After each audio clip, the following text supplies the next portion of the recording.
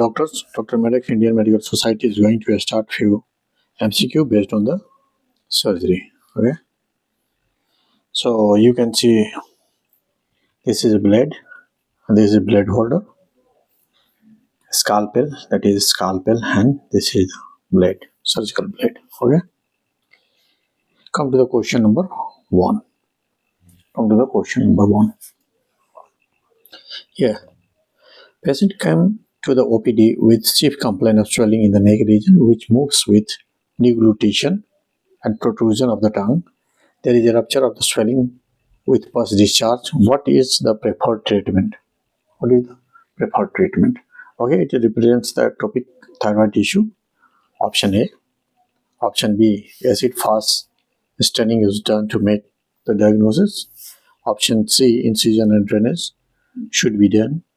Option D. It can progress to squamous cell carcinoma. So according to the question of the patient's chief complaint is swelling in the neck region, swelling in the neck region,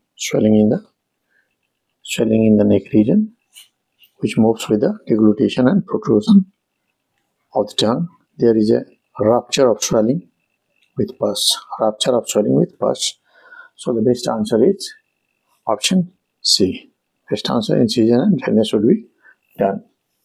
Why are the others less suitable? Option A, option B, option D. Why these are suitable? Option A, this represents the ectopic thyroid tissue. It represents the ectopic thyroid tissue. May be true histologically, but this is a diagnostic statement, not a treatment. Okay. Option B, acid fast staining is done to make the diagnosis.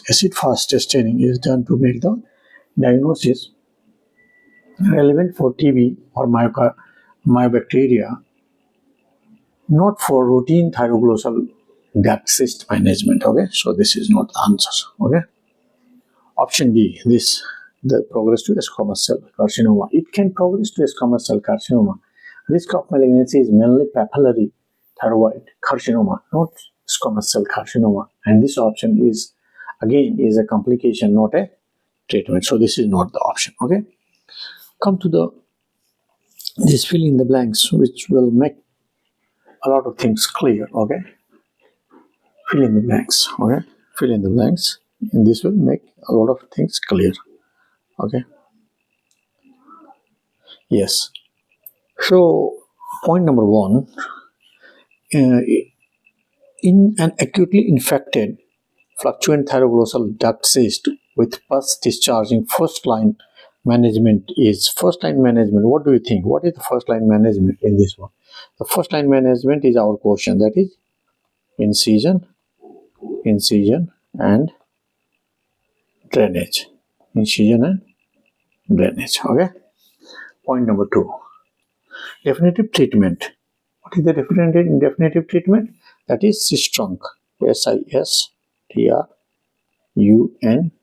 Cystrunk procedure. Okay, or surgery.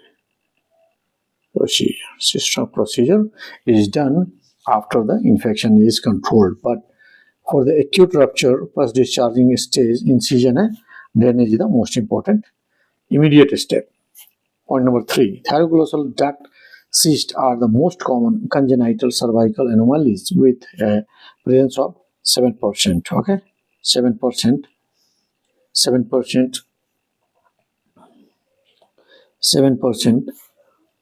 and after 7%,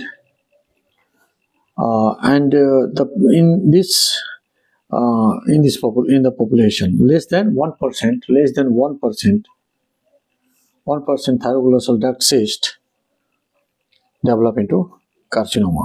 Point number 4, this cyst arise from incomplete closure. Okay, this cyst arise from incomplete closure. Okay, this cyst arise from incomplete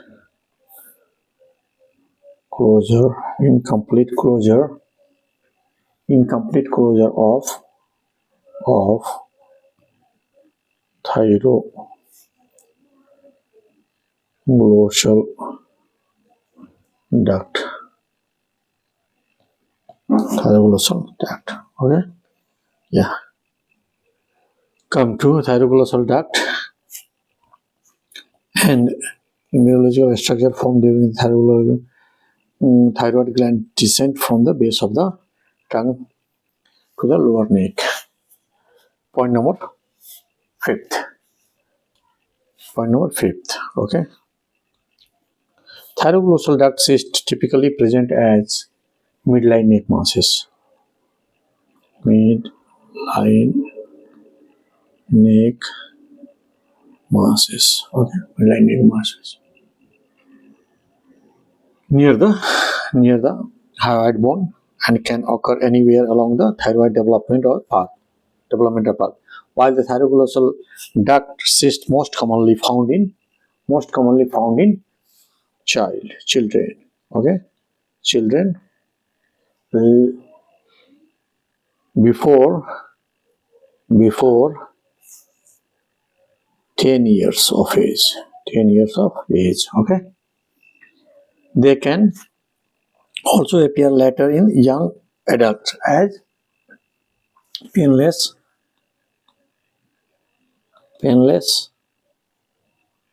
mobile masses. Okay, mobile masses. Okay, mobile masses. Moreover, this cyst may develop into sinuses and fistula, become infected. Come to the next question. Next point. Okay, point number 6. Diagnosis relies primarily on USG, ultrasound, which is non-invasive and well-suited pediatric evaluation. Surgical removal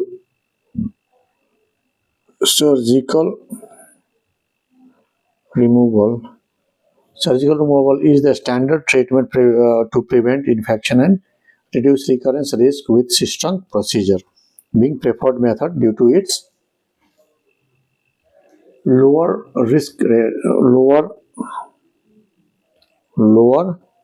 recurrence rate. Infected cysts should be treated with antibiotics before surgery. Point number 7. The described swelling, midline neck masses move with deglutition and tongue protrusion, now rupture with pus, is classic for infected thyroglossal cyst. Come to the question number 12. Okay, question number 12 is very important. A patient was brought to the emergency with flame burns. On the clinical evaluation, there was a deep burn, left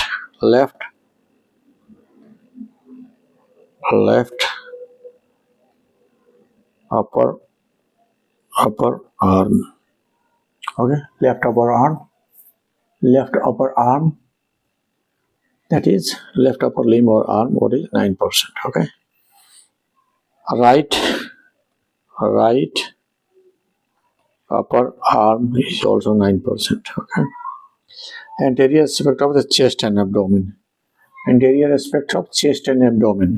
So anterior aspect of chest is also 9% and abdomen also 9%. So 9%, that is 36%. Okay, that is 36%. So here, rule of 9. We should learn first of all rule of 9. What is rule of 9? Body parts and body surface area. Entire head and neck 9%. Entire right arm 9%. Entire left arm 9%, which is in our question. Okay. Entire trunk 36%. Entire trunk, groin is 1%.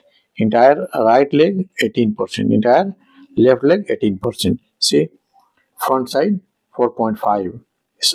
This arm and left and right arm 4.5%, genitalia 1%, 9% leg. Okay.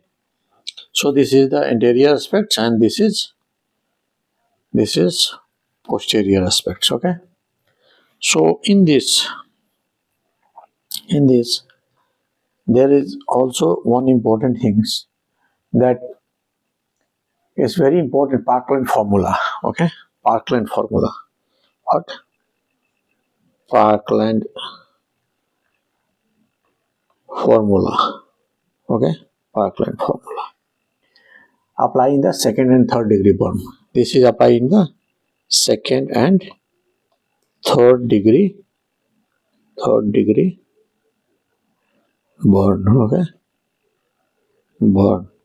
Parkland formula applies second and third degree burn. Okay, so what is the volume of lactated ringer solution? How you will? What is the formula? Formula is 4 ml into BSA, that is body surface area, in percentage. Okay, in percentage into body weight. Body weight in kg. This is Parkland formula. Okay, it's enough. We should know the Parkland formula. Okay, come to the question 13. Okay, come to the question 13. Question number 13. Which of the following is used to treat the gist? So option A is methotrexate, option B is pertuzumab, option C is imatinib, option D is cisplatin. Okay, so what is the answer? Answer will be our imatinib. Why imatinib? I will make it clear very soon. Okay, come to this point, then you will get information about this question. Okay, then you will get good information about this question. Gist, that is gastrointestinal stromal tumor, is a gastrointestinal sarcoma driven mainly by mutation in the KIT and PDGFRA. Okay. Second point. First point is gist. Second point, that is imatinib. Imatinib, a tyrosine kinase inhibitor, is the first line systemic drug for unresectable, metastatic, or high risk adjuvant gist, and is used in the gist specific treatment protocols. Point number 3, that is methotrexate. Methotrexate mainly used in chemotherapy, autoimmune disease, and some cancers, leukemia, choriocarcinoma, not gist. Okay. Come to the next point.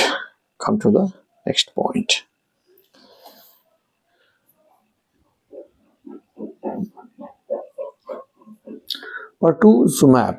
Okay.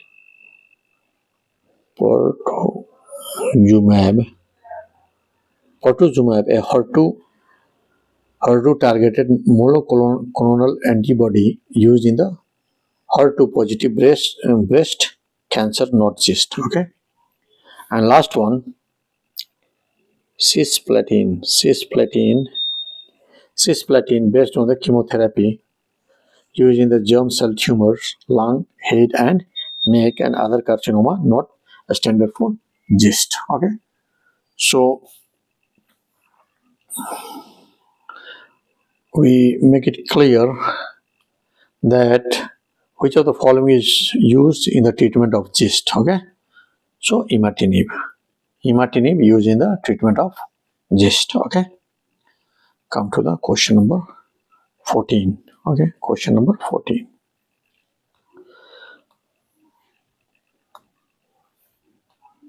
Which of the following is correct for this device provided in the image? This device. Okay. Device provided in the image. Option A, it is primarily used to measure the blood flow and detect flow abnormality in the blood vessels. Option B, it is used for the localization of calcified plaque and thrombus. C, it is used to measure the systolic blood pressure. And D, it is used to check the thickness of the artery. Okay, it is used to make the thickness of the artery. So what is the answer? Answer, it is primarily used to flow and detect the abnormalities of the blood vessels. Okay, option is correct. It is primarily used to measure the flow and detect the flow abnormalities in the blood. The question is referring a Doppler-based. This is a Doppler-based device, almost certainly Doppler ultrasound, and the correct statement among the option is A. Okay, why it is correct. Doppler ultrasound is specifically designed to assess blood flow, velocity, direction, and pattern in arteries and veins. It is routinely used to detect stenosis, clot thrombosis, and other flow-related vascular abnormalities, that is DVT, and carotid stenosis and carotid stenosis. Okay, carotid stenosis. Why other options are less accurate? Because option B, option B, localization of the calcified plaque and thrombus. This is more of a CT angiography ultrasound imaging feature. Doppler mainly access flow, not plaque composition. Option C, this option, it is used to measure systolic blood pressure. Measure systolic blood, this is done by a sphygmomanometer. Doppler may be used to extreme as an adjunct, but it is not primary use. Option D, this option, used to check the thickness of the artery. Check thickness of the artery vessel wall thickness is assessed by B-mode ultrasound or imaging studies, not by Doppler function itself. Okay, so now I hope it's clear to you. A is the answer. Okay, come to the question 15. Okay, question 15. Which of the following is not indication of splenectomy? Which of the following is not an indication of splenectomy? Laterogenic splenic trauma, thrombocytopenia, hairy cell leukemia, and bone marrow failure. So answer is the bone marrow failure. Which of the following is not an indication of splenectomy? Bone marrow failure. The question asks which is not an indication of splenectomy. It's very clear, bone marrow. Why? Because trauma including iatrogenic splenic injury, laceration, iatrogenic splenic trauma is an indication. Refractory or severe thrombocytopenia, immune thrombocytopenic purpura, hypersplenism. B. Thrombocytopenia is an indication. Hairy cell leukemia, often with splenomegaly. C. That is hairy cell leukemia is an indication. Okay, so bone marrow failure, that is aplastic anemia, Fanconi anemia, and severe bone marrow hyperplasia is not primary indication for the splenectomy. In fact, splenectomy is generally avoided or has therapeutic role in pure bone marrow failure states. Okay, come to the question number 16. What is the common incision used for an appendectomy? Which incision is used in the appendectomy?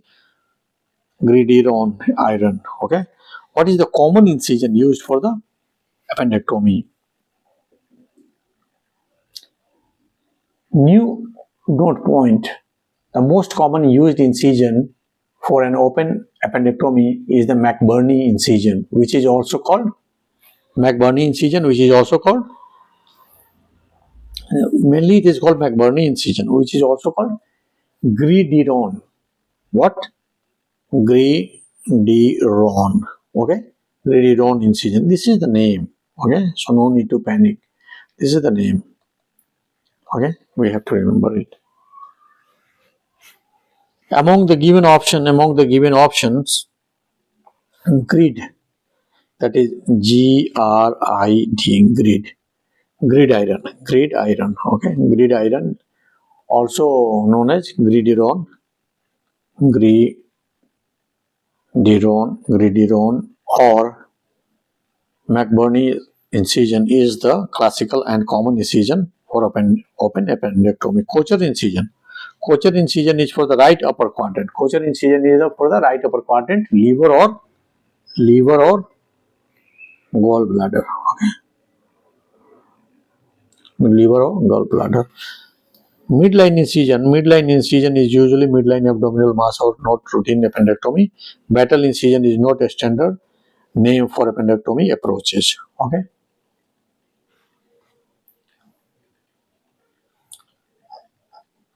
So this is all for today. I hope you will get some advantage. Thank you very much for attending this session. I will upload this class lecture also on the YouTube. So you people have a lot of advantage. You can see again and again. Thank you very much. Try to think more and more about this class. I hope you will get a lot of advantage. Thanks a lot. Okay. Bye bye.